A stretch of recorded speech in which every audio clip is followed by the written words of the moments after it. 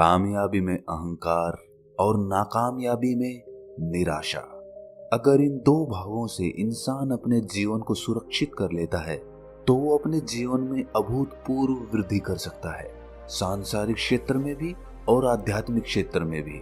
जब भी कोई इंसान कामयाब होता है तो धीरे धीरे जाने या अनजाने उसके अंदर अहंकार प्रवेश करने लगता है। कई बार वो अहंकार इतना विराट होता है कि वो सभी को दिख जाता है और कभी इतना सूक्ष्म होता है कि वो दिखाई नहीं देता, लेकिन फिर भी वो मौजूद रहता है। और ऐसे ही जब कोई आदमी नाकामयाब होता है तो उसे निराशा, उदासी और दुख घेर लेते हैं, जिससे वो आदमी नाउम्मीद हो जाता है। उसके पास कोई आशा की किरण नहीं होती और इसी वजह से वो नई शुरुआत करने से हिचकिचाता है। अगर कोई आपको ऐसा मंत्र मिल जाए जो कामयाबी में आपके अहंकार और नाकामयाबी में आपकी निराशा को दूर कर सके, तो आप खुद सोचिए कि क्या कोई भी बाधा आपको कामयाब होने से रोक सकती है? नहीं रोक सकती। आज की जो मैं आपको कहानी सुनाने वाला हूं, उस कहानी में आपको एक ऐसा मंत्र मिलेगा जो इन दोनों समस्याओं का निवारण कर देगा। इससे पहले कि आप इस कहानी में खो जाएं, इस चैनल को सब्सक्राइब जरूर कर लें। तो चलिए कहानी शुरू करते हैं। एक बार की बात है, मगध राज्य का एक बहुत ही प्रसिद्ध सम्राट हुआ करता था। वो बहुत से राज्यों पर शासन करता था, बहुत ही प्रतिभाशाली सम्राट था और उनकी प्रजा उनसे बेहद खुश थी। कोई भी इंसान उनके बारे में कोई बुरी बात नहीं बोलता था। लेकिन अपनी जिम्मेदारियों का निर्वाह करते हुए सम्राट को अपने लिए कुछ समय ही नहीं मिलता था। वो हमेशा अपने राज्य की समस्याओं को सुलझाने में लगा रहता, जिससे वो अपनी आध्यात्मिक उन्नति नहीं कर पा रहा था। और वो सम्राट इस बात को लेकर परेशान था, क्योंकि कहीं ना कहीं उसे इस जीवन की निरर्थकता का आभास था। उसे पता था कि जीवन में कुछ भी कर लो, कुछ भी पाने या खोने जैसा नहीं रहता। आखिर में तो मौत सब कुछ खत्म कर देती है। इसीलिए उसने एक दिन अपने मंत्रियों और अपने राज्य के सभी विद्वानों की एक सभा बुलाई। दरबार में सब लोग बैठे हुए थे और सम्राट अपनी राजगद्दी पर बैठे हुए थे। सम्राट ने सभी को संबोधित करते हुए कहा कि सभी सभासद जरा हमारी बात पर गौर फरमाएं। देखिए, हम अपनी जिम्मेदारियां पूरे तरीके से निभा रहे हैं, लेकिन इन जिम्मेदारियों का निर्वाह करते हुए एक समस्या पैदा हो गई है। हमारे पास बिल्कुल भी वक्त नहीं बचता है कि हम शास्त्र पढ़ें, उपनिषद पढ़ें और बड़े बड़े ग्रंथ पढ़ें। मैं आप सभी विद्वानों से एक विनती करता हूँ, आप मुझे कोई एक पंक्ति का ऐसा सूत्र बता दें जिसमें सारे शास्त्र, सारे उपनिषद और सारे मोटे मोटे ग्रंथ उसमें समाहित हो जाएं, जिससे मुझे उन ग्रंथों के मूल, उन ग्रंथों के ज्ञान का भी पता चल जाए और मुझे अपना वक्त उन ग्रंथों को पढ़ने में भी ना बिताना पड़े। और जो भी विद्वान वो सूत्र मुझे बता देगा, मैं उसे मुंह मांगी कीमत दूंगा। राजा ने वो सूत्र ढूंढने के लिए अपने मंत्रियों को 1 सप्ताह का वक्त दिया। सभी मंत्री, सभी विद्वान मोटे मोटे ग्रंथ लेकर बैठ गए और उनमें से ऐसा सूत्र ढूंढने की कोशिश करने लगे जिसमें सभी ग्रंथ समाहित हो जाएं। बहुत प्रयास करने के बाद भी किसी विद्वान को ऐसा सूत्र नहीं मिला जो जीवन के सारे सार को एक पंक्ति में समेट ले। आखिरकार 1 सप्ताह के बाद निराश होकर वो सभी सम्राट को कहते हैं कि महाराज, हमने बहुत कोशिश की, सारे ग्रंथ छान मारे, सारे शास्त्र पढ़ डाले, लेकिन हमें ऐसा कोई सूत्र नहीं मिला जो एक पंक्ति में सारा सार समेट ले। आप खुद ही सोचिए कि एक पंक्ति में इतने मोटे मोटे ग्रंथ कैसे समा सकते हैं। इस पर सम्राट ने कहा कि कोई ना कोई रास्ता तो निकालना ही पड़ेगा।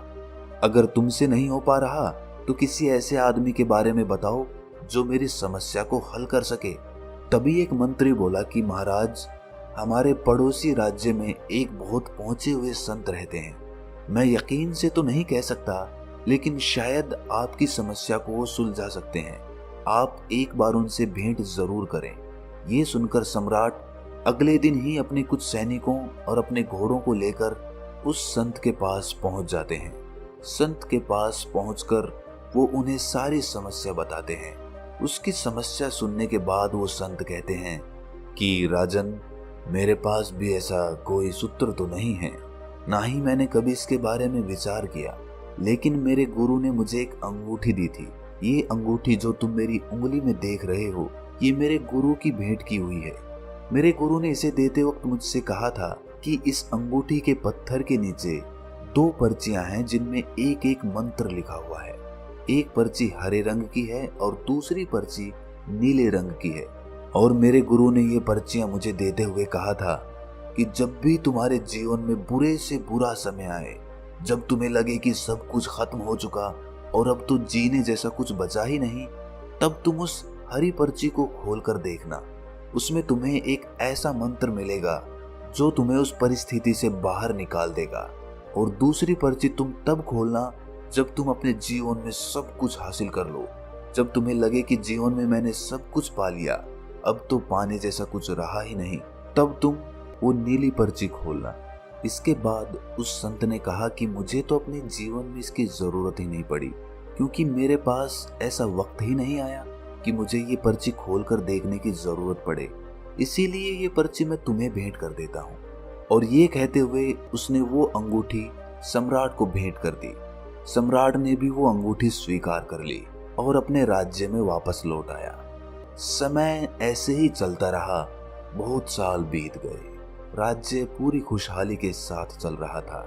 अक्सर बीच बीच में सम्राट के मन में उस अंगूठी को देखकर एक ख्याल आता था कि एक बार खोलकर देखता हूं कि इसमें क्या मंत्र लिखा हुआ है। लेकिन वो उस संत की बात याद करके उन पर्चियों को नहीं देखता था। वो सोचता था कि कहीं मैं अभी इनको खोल दूंगा तो इनका मंत्र निष्फल हो जाएगा। इसीलिए उसने सामान्य परिस्थितियों में उन पर्चियों को नहीं खोला। लेकिन समय की एक खासियत होती है, वो हमेशा बदलता जरूर है। और इसी तरह एक दिन उनके राज्य पर पड़ोसी राज्य के राजा ने हमला कर दिया। सम्राट ने अपने सैनिक बलों के साथ डटकर उनका मुकाबला किया, लेकिन उनकी सेना बहुत बड़ी थी, जिसकी वजह से राजा को हार का सामना करना पड़ा। हारने के बाद उसका राज्य तहस नहस हो गया। सारे घर बर्बाद हो गए और बहुत सारे सैनिक मारे गए। आखिर में राजा को अपनी जान बचाने के लिए अपने कुछ सैनिकों के साथ वहां से भागना पड़ा। राजा का परिवार भी इस युद्ध में खत्म हो चुका था। अब राजा केवल अकेला बचा था और वो अपनी जान बचाने के लिए पहाड़ियों के रास्ते से भागना शुरू कर देता है। साथ में उसके कुछ सैनिक भी होते हैं, लेकिन कुछ समय बाद सैनिक भी उसका साथ छोड़कर भाग जाते हैं, क्योंकि उन्हें लगता था कि दूसरी सेना के जो सैनिक उनका पीछा कर रहे हैं वो राजा को मारते वक्त तुम्हें भी जिंदा नहीं छोड़ेंगे। और यही सोचकर वो सैनिक अपने राजा को, अपने सम्राट को अकेला छोड़कर वहां से भाग जाते हैं। अब राजा अकेला रह गया था। कोई उसका साथ देने वाला नहीं था। वो दुर्गम पहाड़ियों पर अकेला अपने घोड़े पर सवार होकर उनको पार करता हुआ छुपता छुपाता आगे चला जा रहा था। लेकिन दूसरी सेना के सैनिक किसी भी कीमत पर उसको ढूंढकर मार देना चाहते थे और पीछा करते हुए वो उसके बहुत करीब पहुंच चुके थे। तभी राजा को उनके आने की आहट मिली। राजा तुरंत अपने घोड़े से उतरकर वहां पर कुछ झाड़ियों में छुप जाता है। राजा जब झाड़ियों में छुपा हुआ था तो उनके कदमों की आहट से राजा का दिल सहम जाता था। तभी झाड़ियों में छुपे हुए राजा को उस अंगूठी की याद आई और उसने छुपे छुपे ही उस अंगूठी के ऊपर वाला पत्थर निकाला और उसमें से हरे रंग की पर्ची निकाली जो उस संत ने बुरे वक्त के लिए बताई थी। राजा ने वो पर्ची खोलकर पढ़ी और उसके बाद उसके चेहरे पर मंद मंद मुस्कान आने लगी। उस पर्ची में लिखा था कि ये वक्त है, ये भी बीत जाएगा। ये मंत्र पढ़ने के बाद उस सम्राट के मन को हिम्मत मिली और वो वहीं पर छुपा रहा। पूरी रात ढूंढने के बाद जब सैनिकों को सम्राट कहीं भी नहीं मिले तो वो वहां से खाली हाथ लौट गए।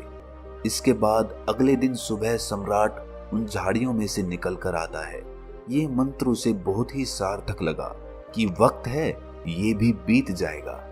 और इससे उसे बहुत हिम्मत मिली और उसने अपनी बची कुची टुकड़ी लेकर फिर से अपनी सेना तैयार की और कुछ समय बाद अपने पड़ोसी राज्यों से मदद लेकर उसने अपनी दुश्मन सेना पर हमला कर दिया। उसने पूरी हिम्मत के साथ वो जंग लड़ी और आखिर में वो जंग को जीत गया और उसे अपना राज्य फिर से वापस मिल गया। अब फिर से राजा के वही दिन वापस आ गए थे, बल्कि वो उससे भी ज्यादा प्रसिद्ध हो गया था, क्योंकि उसने एक छोटी सी टुकड़ी के साथ एक बहुत बड़ी सेना को हरा दिया था, जिससे पूरे देश में उसकी प्रसिद्धि, उसकी प्रतिष्ठा पहले के मुकाबले कई गुना ज्यादा बढ़ गई थी। और अब उस सम्राट को लगने लगा कि मैंने अपने जीवन में सब कुछ फतेह कर लिया, अब जीवन में कुछ भी पाने जैसा नहीं रहा, सब कुछ मैंने भोग कर देख लिया। तभी उसे उस अंगूठी की फिर से याद आई, और उसे याद आया कि संत ने कहा था कि इसमें जो नीली पर्ची है उसे उस वक्त खोलना जब तुम्हारे पास सब कुछ हो, जब तुम्हें किसी चीज की कोई इच्छा ना रह जाए, और जब तुम्हें लगे कि तुमने सब कुछ हासिल कर लिया हो। ये सोचकर उसने उस अंगूठी का पत्थर हटाया और वो नीले रंग की पर्ची निकाली। उसने वो पर्ची खोल कर देखी, और देखने के बाद उसके चेहरे पर उदासी छा गई। ऐसा उस पर्ची में क्या लिखा था? उस पर्ची में लिखा था कि ये भी वक्त है और ये भी बीत जाएगा। कुछ देर उदास रहने के बाद वो सम्राट बहुत जोर जोर से हंसने लगता है, क्योंकि उन पर्चियों में उसे पूरे जीवन का सार मिल गया था। सारी ग्रंथों का ज्ञान उस पर्ची में समाहित था। मंत्र एक ही था कि ये भी वक्त है, बीत जाएगा। लेकिन यही सारी किताबों का, यही सारे शास्त्रों का और यही सारा ज्ञान है जो इस एक पंक्ति में समाहित है। ये भी वक्त है, बीत जाएगा। अक्सर हम जब नाकामयाब होते हैं, जब हमारा कोई काम सफल नहीं होता, तो हमारा मन घोर निराशा से भर जाता है, हमें कोई रास्ता नजर नहीं आता। लेकिन अगर ऐसे वक्त में भी आदमी ये मंत्र याद रखे कि ये भी वक्त है, बीत जाएगा, तो वो इंसान कभी भी हिम्मत नहीं हार सकता और ना ही उदासी उसे कभी घेर सकती है। ऐसे इंसान फिर से नई शुरुआत करते हैं और जीवन में आगे बढ़ते हुए सफलता हासिल कर लेते हैं। लेकिन सफलता हासिल करने के बाद भी उन्हें अक्सर अहंकार आ जाता है। मन अहंकार को पकड़ ही लेता है। लेकिन अगर ऐसे वक्त में भी इंसान इस मंत्र को याद रखे कि ये भी वक्त है और ये भी बीत जाएगा, तो उस इंसान को सफलता में भी अहंकार नहीं मिलेगा। और इस एक मंत्र के द्वारा इंसान अपने आप को सुख और दुख, कामयाबी और नाकामयाबी, इन दोनों चीजों के पार उतार सकता है और जीवन की निरर्थकता को समझ सकता है। आखिर में तो दोस्तों जीवन निरर्थक ही है, क्योंकि मौत सब कुछ खत्म कर देती है। आखिर में कुछ भी नहीं बचता। आपका शरीर भी यहीं छूट जाता है, इसके द्वारा कमाई हुई चीजें भी यही छूट जाती हैं। और जब आपको अपने जीवन की निरर्थकता का आभास होने लगता है, तो आप जीवन की सार्थकता को जानना चाहते हैं। तब आप वो जानना चाहते हैं जो शाश्वत है और जो मृत्यु के बाद भी तुम्हारे साथ रहता है। वहीं से सत्य की खोज शुरू होती है और वहीं से ज्ञान का मार्ग खुलना शुरू होता है। तो दोस्तों, कैसी लगी आपको ये कहानी? कमेंट सेक्शन में जरूर बताना, और अच्छी लगी तो इस चैनल को सब्सक्राइब करना मत भूलना। तो मिलते हैं अगली कहानी में, तब तक के लिए अपना ख्याल रखें।